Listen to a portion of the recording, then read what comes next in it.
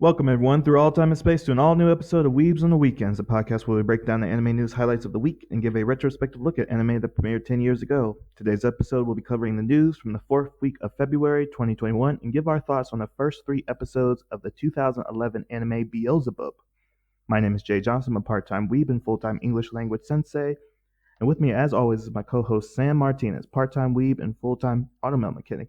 Now, Sam, I said I wasn't going to talk about this specific anime again, but you really can't stop talking about Redo the Healer because of Oh, it's rearing its nasty head again. Okay, all right. Why can't we keep talking about it? Jujutsu Kaisen is dominating the news cycle. Same thing with Attack on Titan. All these wonderful anime that's going on during this season, winter season, is just being overlooked. The main protagonist and Wonder Egg Priority is like probably going to be best girl of the year because her story is just so, oh my gosh, traumatic, and she's such best girl already. Like best girl when you see best girl, and it's like you don't. Oh, definitely. Yeah, it's Yes. like sure, like there's a lot of good other animes coming out this year, and ReZero Second Course is having like the strongest bit that a lot of ReZero fans have been kind of aching for. So just Dude, it is making a good comeback. But what does all this have to yeah, do it's with just that redo? I just want to talk about Redo because like everyone isn't talking about it. I'm Again, sorry. it's like Go one on. of those things like being so in touch with the anime community. It's like, oh yeah, you saw the latest Jujutsu Kaisen episode, it's the best fight scene ever, or Attack on Titan, you really hate that kid and F those kids because Gabby is like one of the worst antagonists of Attack on Titan history period, and Attack on Titan is known for its messed up antagonist. It is just a kid. But yeah, so the news why I wanted to talk about just redo this mention it again because recently Yeah. Redo the Hero dropped or healer dropped on legal license porn sites. So it's really interesting to see like even like Wait, so it's no longer on those explicit websites? Is that because of copyright issues, oh or no, is that's it what I'm saying, because Sam. Yeah, of something now it's else? on those websites. Oh, Yeah, now it it's on those hasn't websites. been Okay. because it was always classified in its publication as an anime, but these hentai websites or pornographic websites have kind of laxed on their. Oh, so those sites that were just in the wind is like, is it coming our way? It's straddling the fence. We don't know which way it's going to go. And then, like you said, after I think it was episode 3 or 4, it went full hentai instead of straddling the fence like we thought it was going to Exactly. do. So, I'm always advocating how good interspecies reviewers are, but, it hasn't appeared on that sites because of, it's the site's criteria for what's a hentai and what's anime. Same thing with Peter's Grills and the Philosopher's Times that we talked about last year and some other, etchy shows. Like, etchy isn't hentai for, like, specific reasons, but, Redo the Healer is just so no longer straddling the line, like you said, Sam. And I just want to keep talking about it, but I promise, Sam, this is the last time I'll Why? bring it up. So let's get away from that and talk about some news. I got some news for you, Sam. You want to ready for some news? All right, cool. So as always, the time codes are going to be in the description. We have our weekend roundup for the fourth week of February, and well as our 10-year discussion on Beelzebub, which is your choice, Sam. So our first news story is tangentially related to anime because our first news story is that the music duo Daft Punk has retired after 28 years together. So I'm sure you're known of familiar with Daft Punk, but they're a French collective of two basically electro pop artists, and they've been together since 1993. And they announced this week that they're breaking up, or they're retiring, going to retirement together, or at least that collective is. So the reason that this is connected to the anime community is because they have their animated animated music videos in the anime film called Interstellar 555. Wait, 5555. There's Hmm. four fives, and they also Yeah, I think it's. yeah. Oh, I'm it's sorry. just Go on. that they did advertisement for Toonami as well as with their music videos in that film, and it's from their second. album called Discovery. But yeah, Sam, how are you taking this news, or how do you know about Daft Punk? It was sort of weird because I would say that Daft Punk was probably the bridge for the mainstream to the techno pop house, in the sense of like how Drake or Pitbull is sort of the mainstream gateway to rap in the pop industry. And the thing is with Daft Punk, they're the group, they were so, what's the word? They were so flexible. They were so adaptable in the sense of they could get on the they could get on the track with any artist, and essentially they would sort of produce them meaning making the beat or making the music for the artist, whether it's rap, pop, or any other genre. And the thing is, they were the type of group that didn't necessarily have to build up or hype up their albums when they dropped. It was sort of their work spoke for itself. For instance, they hadn't done anything for a while, and then they dropped a track with Pharrell, and then they were hot again for about 3 or 5 years because of how good that track was. That's just a testament to their skills. And again, as you said, they were so iconic because I've seen them in several movies. For instance, the movie with Tron, I think they even helped a little bit with the music for Tron, as well as their helmets. It's sort of like that mystery motif that they had going on.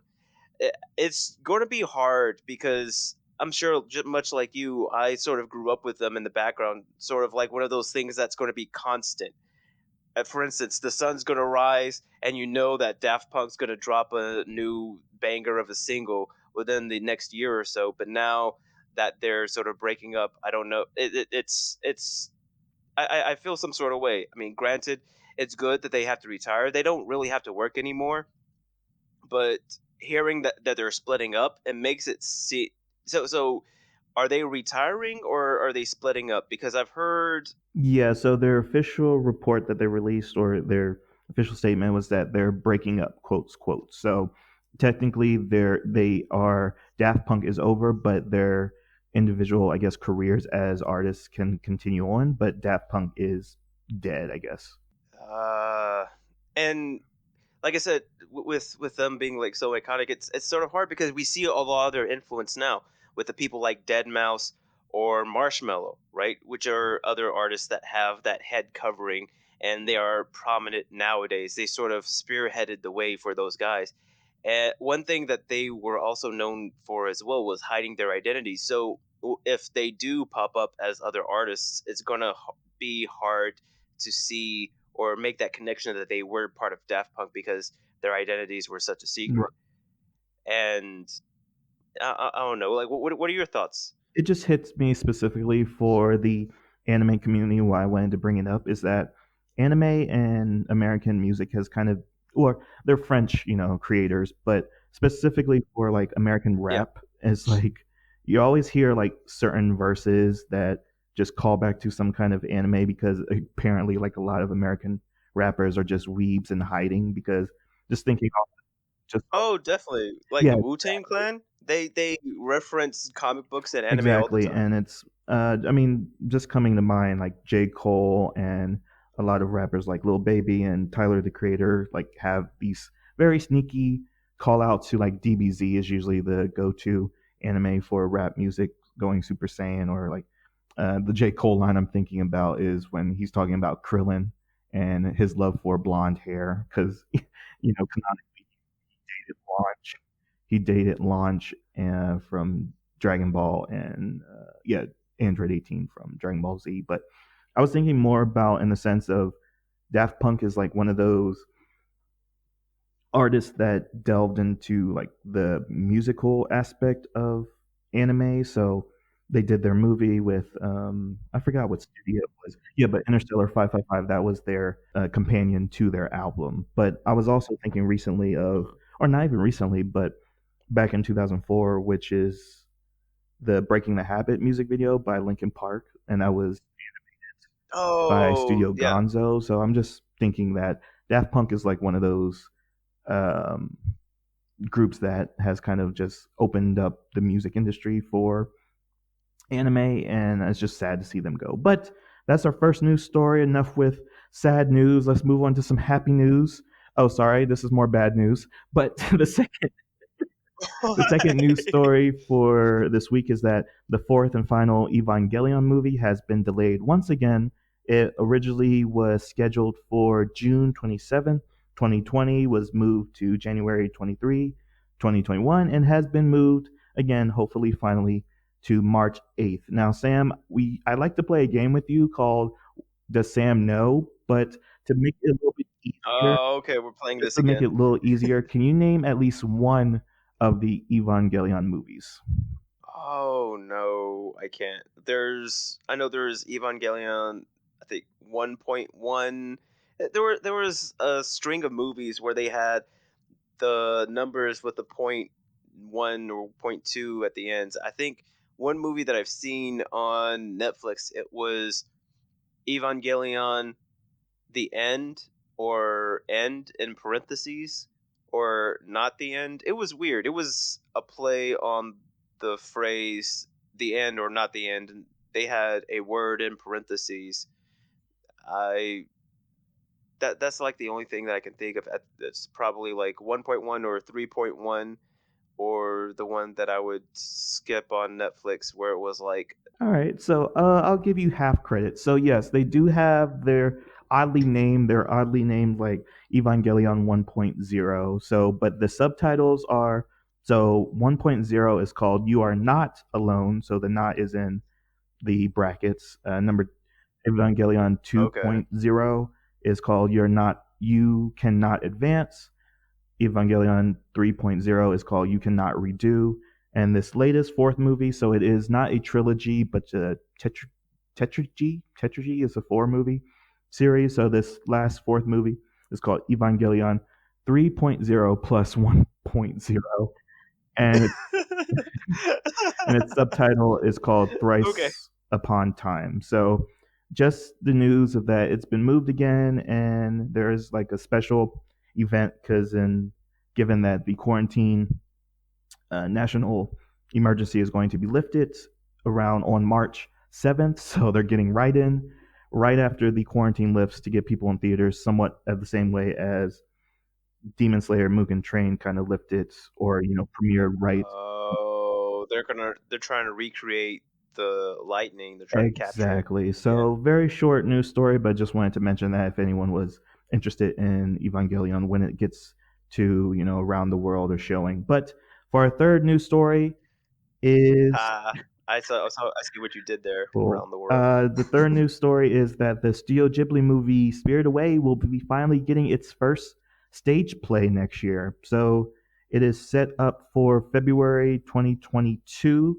in Tokyo, the Toho Imperial Theater, and it is going to be directed and written by the English stage director John Card or Caird. It's Caird, and he's really known for he's been working since 1977. But to say what Holy crap, he's been in the industry exactly, and forever he has then. a strong relationship with Japan, or sorry, he has a strong relationship with the Tokyo kind of like Broadway scene. So he does most of his work in London, then he goes to America for Broadway in New York City, and then he goes to Tokyo. So like those are his three big, playgrounds for his plays. But he's really known for Okay. having like the standard for what the Les Miserables stage play is. So he did that back in 1985. But Sam, have you have any interest in seeing a stage play of Spirited Away? It'll be kind of interesting because with John Card, is he the one that wrote it or he's just the director for Les He Mis? didn't write it, but he wrote the Okay, he was stage just the play technically. director. So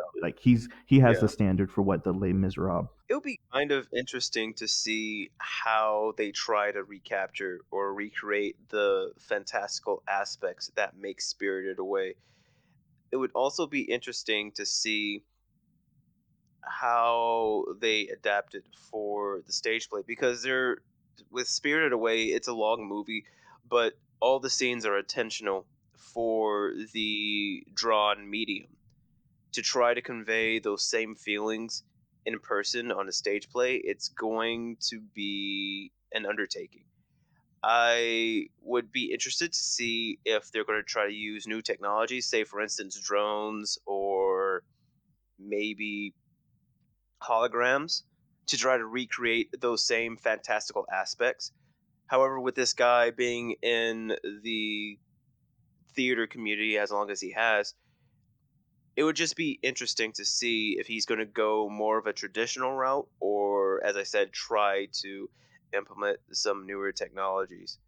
But how long have they been working on this stage play for? Because it seems like you said that it was going to be released. Yeah, so it's scheduled right now for to premiere in Tokyo, to be shown in Tokyo for February to March, and they'll go on tour throughout Japan. So it says right now, like this is the Yeah. first public announcement of it. So it says currently writing, and the main cast has been cast. So it's pretty into the process Oh, right now. okay. So then I think you've told me a little bit about this process before. Whereas before any stage play goes on Broadway, they would do little showings, a little bit how akin to comedians, how they'll go to dive bars to work on their set before they go on to tour, so to speak.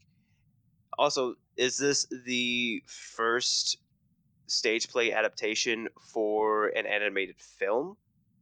Or it's just big because it's Spirited It's Away? big because it's Spirited Away, and no, it's not the first stage play for an animated film. But I mean, animated properties like animes all the time get stage plays. That's kind of like standard operating procedures. Like, I mean, the Haikyuu anime has a stage play, and follow that down the line of most popular animes get a stage play. So it's just this is a Studio Ghibli first.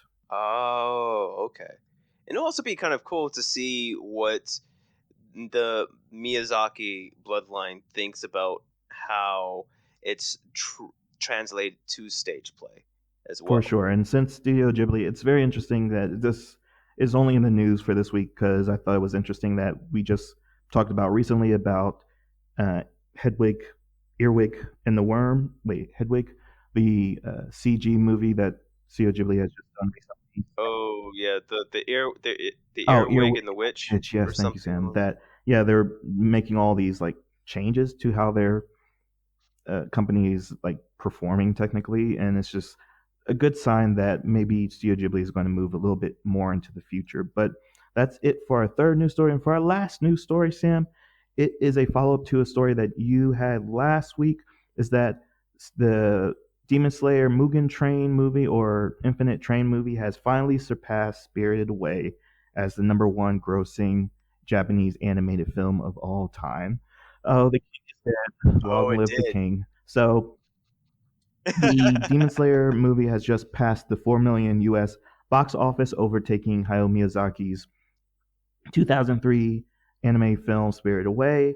And the Demon Slayer movie has been in theaters since October 16th, 2020. So it's really interesting that it did take this long, but it is just the perfect confluence, I guess is the word, of events, given that we talked last week of how the manga has outsold One Piece. The world has been, or at least Japan has been, in deep quarantine procedures. So it was just a perfect peak of, oh, let's go see this thing. The acclaim that Demon Slayer got thanks to like the media outcry of like, oh, look at episode 19, I was believe, when Tanjiro was going against Ryu or Rai. Exactly. It was Ninja who sent out that infamous Exactly. tweet. So, and I have some news that I'm about to surprise you with, Sam. So let's see how you react. But yes, right now, because of all this in the news right now, Demon Slayer has also begun its Oscar run. So, know anything about the Oscar procedures? I wanted to talk to you a little bit about that, if you will, because last week when you had mentioned about the U.S., I had learned that Demon Slayer had come to the U.S.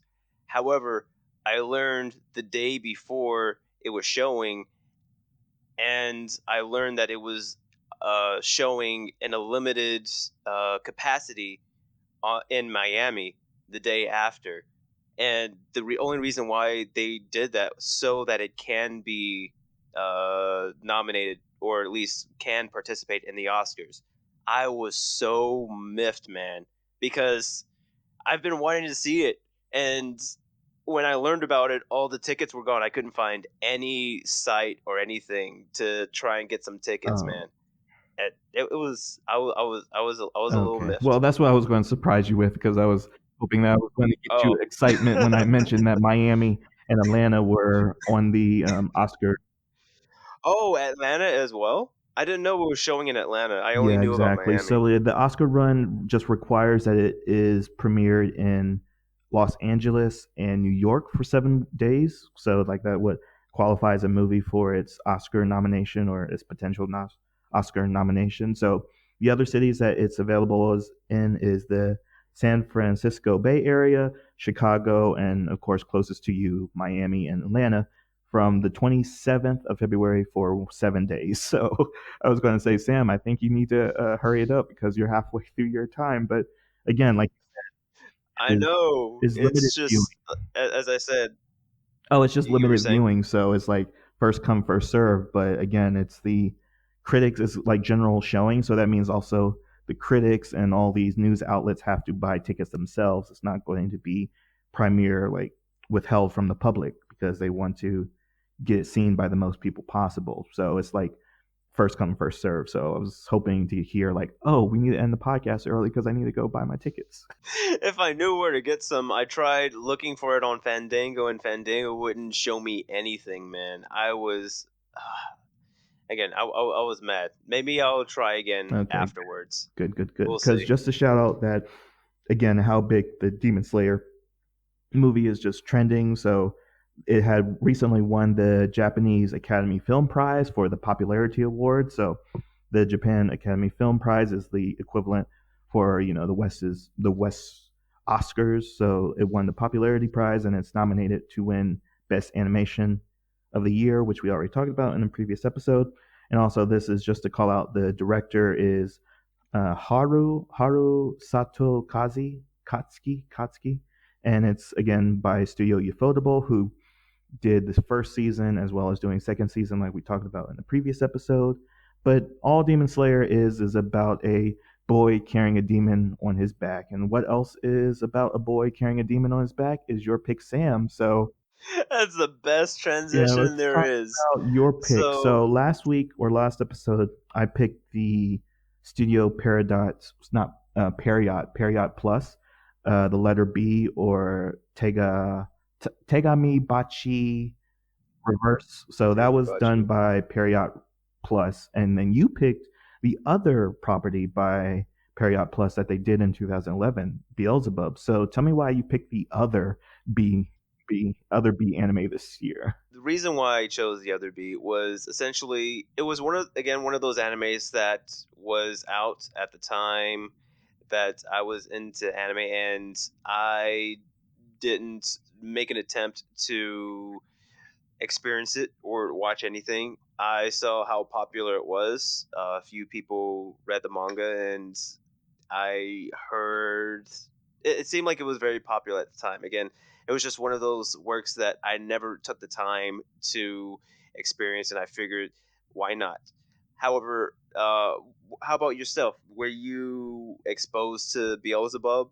Was this the first time that you? Yeah, first time seeing it again. Again, this is why a retrospective is so nice to revisit series that you didn't get a chance to. But yeah, it's kind of an iconic series, very much like how we talked about Infinite Stratos. It's just one of those series that everyone talked about, and it's like growing up in 10 years ago. Technically, you like hear all these animes that you should be watching, and you're like, nah, I'm gonna stick with Shippuden and my comfort animes because I don't want to out myself too badly. So yeah, yeah, Pretty like you much. said, Sam, I didn't get the chance. I heard about it because it's kind of one of those iconic pairs. It's Ota is the main character, and Baby Beelzebub. He's a small little teal color. Is his hair teal, turquoise maybe? But it's Oh, whole about right. turquoise or It's like it's aqua, one basically of those two. Zoro's hair color. So if you think of Zoro's from One Piece's hair color is baby Zoro on his Oh no. and yeah, that's all my exposure to it. But it's very interesting these three episodes. So can you tell me a little bit about the story, Sam? Yeah, exactly. So, just give a brief history of the franchise. It was written and illustrated by Toshiaka Awashiro, who was the author assistant to the author of the series known as Siren. It was first a one shot in Shonen Jump, and then it became a regular series in the uh, publication known as Jump Next, where it followed under the name Beelzebub Another. And as you said, it was picked up by Pierrot Studio, where they made an OVA adaptation. And then they made a 60 episode anime. And with this, the anime is given the genre action, comedy, demon, supernatural. It also has the rating of PG-13. This show can also be viewed on Amazon. So basically, the summary of the anime, it takes place at this high school, which is sort of, I'm trying to think of what the term is for America, because we have schools like this where essentially the delinquents or the people that are of a certain I forgot of a certain population that is swayed or that is susceptible to certain things. Say if they come from poor neighborhoods or something like that. It's not necessarily like a halfway house type thing, but it's a type of school where not or degenerates or kids who have harsh upbringings they'll go to, and it follows the first year known as Tatsumi Oga. And with Tatsumi Oga, he is a vicious fighter at the school Ishiyami High. And as he was going home, for some reason, he was fighting people on the riverbed, but he's a delinquent, so that's reason enough. He was fighting people on the riverbed, and he ran into a man that was floating down the stream. He split open, a baby popped out, and essentially imprinted himself onto Oga. And he learned later on through some people that came to his home that this was the Demon Lord or the future Demon Lord. And Oga's role was now to help bring up this Demon Lord.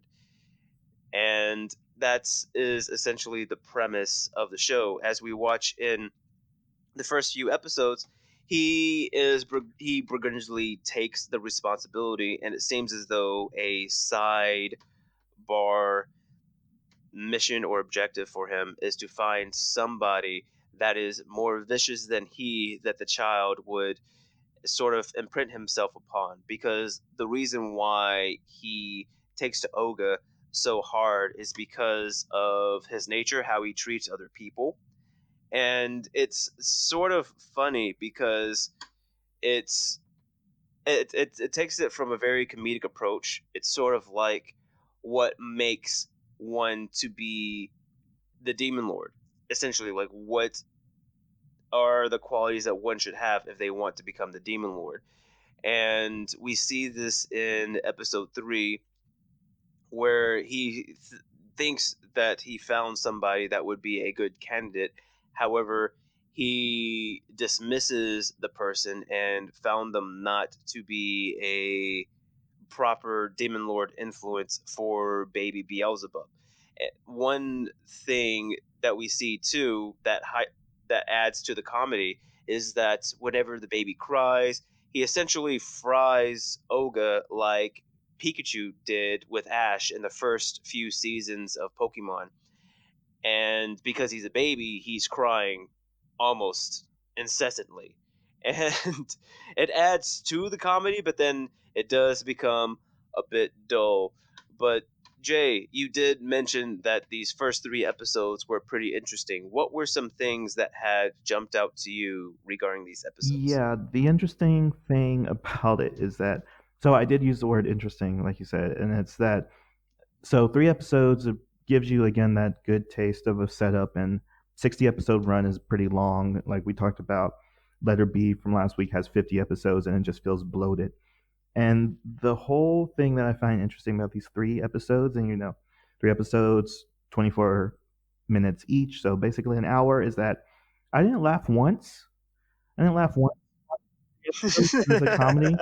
And Are you not one for slapstick? Because this was like very much like Looney Tunes, where they just hammed up the slapstick comedy. yes, well, I don't know if that's what my issue was, but my issue that I identified was that this is a very much a comedy of contrast, and I thought a good maybe parallel might have been Big Bang Theory. But now that I'm saying it out loud, maybe that's not the best appropriation. But the whole idea about Big Bang Theory is that it's laughing at nerds, and it's like, hey, look at these nerds, aren't they funny to be laughed at? And it's kind of like bullying somewhat in a sense of its comedy. But also there's the character of Penny, who is a airhead, beautiful girl hanging out with these groups of closeted, extroverted nerds, introverted nerds. And a lot of buddy cops play off the idea of contrast with their humor. But like you said, like all this is for its comedy is slapstick, but it's more use of gags. So I guess that might be claps clapstick. Uh, yeah, but it's very Classic. interesting because it also does that with a lot of these very subtle parodies for like shonen cliches. Because maybe you saw this in episode one, Sam, but there's a moment where Olga, now that I'm saying that, also it sounds like ogre, which I guess that's kind of the play off of his name. But Olga, he does like he gets angry in one scene and his hair gets pointy like Vegeta's from Dragon Ball Z. Oh Also, he's yeah, talking to his I best remember that. friend who's also a delinquent. So all these students are delinquents, and he's always in this battle royale kind of situation whenever he goes to school because he's the king of delinquents. And in episode two, he easily defeats like a third year delinquent, and it's again ringed out for its comedy. Like, oh, this freshman beat up this junior. But anyways, that in that scene with his best friend, his arm stretches like Luffy from One Piece. So there's a lot of these little subtle calls to other streaming properties that really Nods. reminds me of Gintama so much. And I was very much surprised to learn that this is not by the same creator. They're just very much in the same time period that Gintama came out, the same year, actually, now that I'm thinking about it, 2011. So it's oddly that they're kind of vibing with the same sense of comedy in both of them, that the shonen genre can be somewhat of a meta commentary, but also that with this instance versus how Gintama handles its comedy, I just found this really joyless, stilted. I didn't enjoy any of the dialogue. I didn't enjoy any of the characters. The animation is flat. Okay, this might be where I go on my rant about why I didn't like. Oh no, no, I understand because as I kept watching it, I I had read the synopsis beforehand that it was a one shot, and definitely as you watch it, you realize, okay, this was definitely a one shot. They're just padding it out as long as they can, as though like there wasn't really any thought putting after the end of that one shot chapter. It was sort of a what if scenario, and then some people liked it, and then the person, or at least the writer, it seems as though they're trying to make it up as they go along to ride the wave as much Yeah, as the they can. premise is Because very solid, like how you yeah, laid it out. Is that a delinquent picks up a demon lord, and then he doesn't want a baby on his back. For one, it's a Pikachu electrocuting him every chance he gets when it cries. Also, he's a high schooler taking care of a baby. So it's like, oh, of course, he doesn't want this adult responsibility. And also, it propels the plot forward by saying, like, this is the one badass character, and he's trying to find other badass to basically dump this responsibility on. So it drives him, it gives him a concrete goal of why there is a shonen fight series going on in his life, essentially. So it's that excuse that most shonens try to work around, but it works very well here. Like, that is a thing that because he's so much of a badass, he has to accept somewhat of a curse. So again, he gets a demon on his back that he has to take care of just because of who he is, like you said, Sam. And it's really interesting in that way that, like, the first episode introduces you to, okay, this is a fantasy story or a supernatural story because Hildegard is a demon maid that shows up, and like they're kind of the somewhat, there's this chemistry going on between them of, oh, let's raise this baby together. I'm the maid, you're the master, kind of family dynamic. In the second episode, he starts like, okay, this baby's ruining my life. I need to find someone strong, but I've been the king for so long. Who am I going to find? And then the third episode, he's like, Mhm. okay, this is an important responsibility that I actually need to find someone to take care of this kid because one, in episode one, he saves the baby Bell. Is that his name? Baby Bell? They call him Bell, but his name is Beelzebub something or other Yeah, the it's like fourth. Kaiser It's a Del. super long name, but they call him Yeah, like Baby Baby Beal. Beal. Yeah, but yeah, he saves Baby Beal in the first episode, so you can already see like, oh, Olga is a kind-hearted person, just hidden behind his whole bravado of a delinquent. But in the third episode, it really comes through of like, well, raising the Demon King and like keeping the balance of the world is kind of an important task. So not only do I need to get this responsibility off myself, I need to actually do due diligence. So it's a good 3 episode setup of setting up the story arc, setting up the characters, setting up the world. But again, like if it's a comedy, I didn't laugh once, so it makes me want to go read the manga because again, it feels like one of those what you said, like it's a good one shot, and then maybe the slapstick nature is a little bit more exaggerated in the comic because of the time that they can't actually do like terribly complicated things in their physics of the characters, like again with the Luffy stretching of the arm. But yeah, it's just a very Yeah. well. I feel mixed right now, Sam. How about you? How do you feel? I was a little bit mixed too. One of the main issues that I had was they didn't really show how he was a delinquent aside from fighting. I guess that could be a lack of understanding on my part in terms of Japanese society and how big of a deal that is in terms of getting into fights and things of that nature. But again, they built him up to be this big bad person, but all he does is just get in fights and he just wins. That's not necessarily.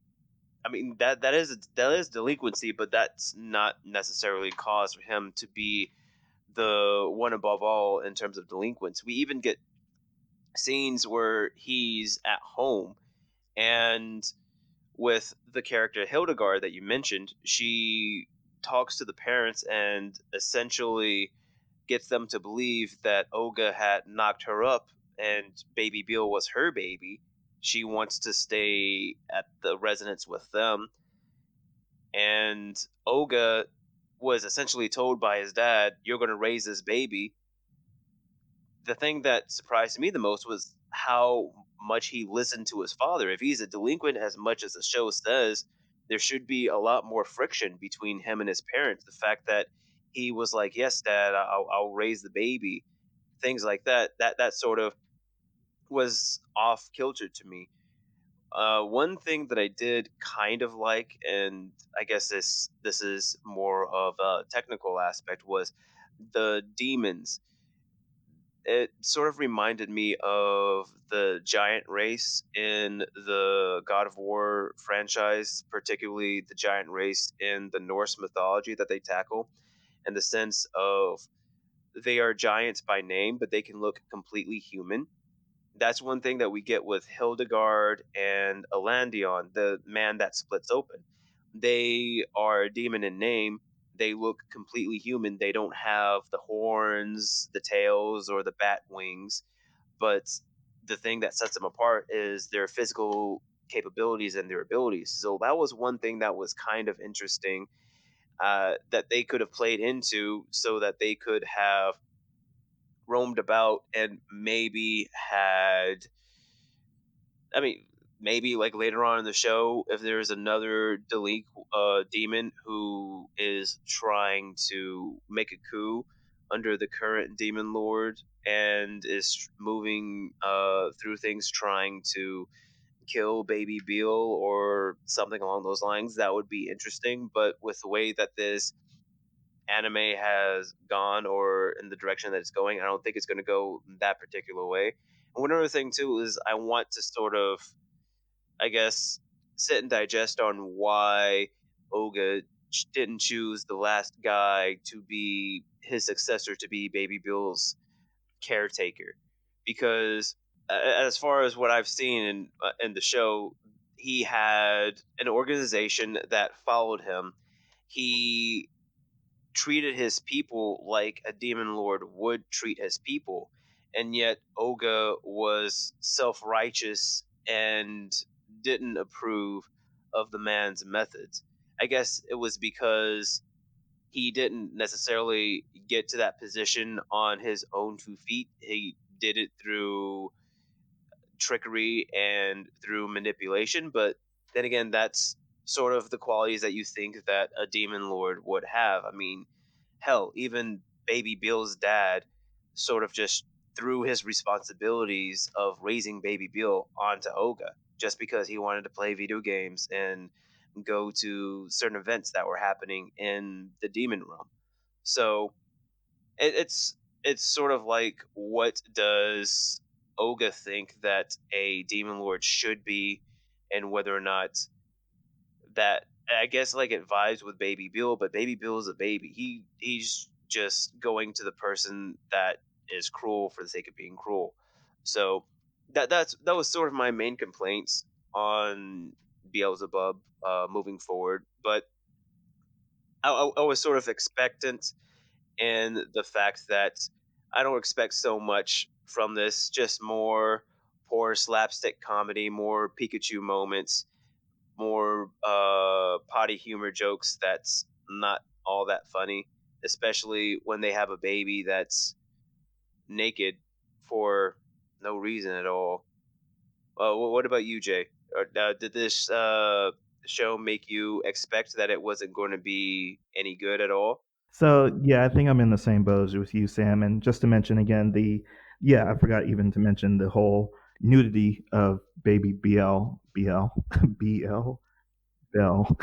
But yeah, Baby so Beal. it isn't actually censored in the American version of the show, which I thought it might have been, but it is censored in some other regions in the world. So like the baby actually wears a diaper, but in the original Japanese production, it's just hanging out wiener of Baby Bell, which is somewhat of Mm. a cultural thing for Japanese kids to walk around without diapers. So it was like didn't disturb me enough, but I can see why that might disturb other viewers. So yeah, thank you for mentioning that. But yeah, expecting all of what I said, it's just going to be a drawn out OVA or original one pitch one shot. So I'm not expecting much, but I'm expecting it to deliver on the same level that the first 3 episodes did. So that brings an end to our 10-year discussion of Beelzebub of Studio Pierrot.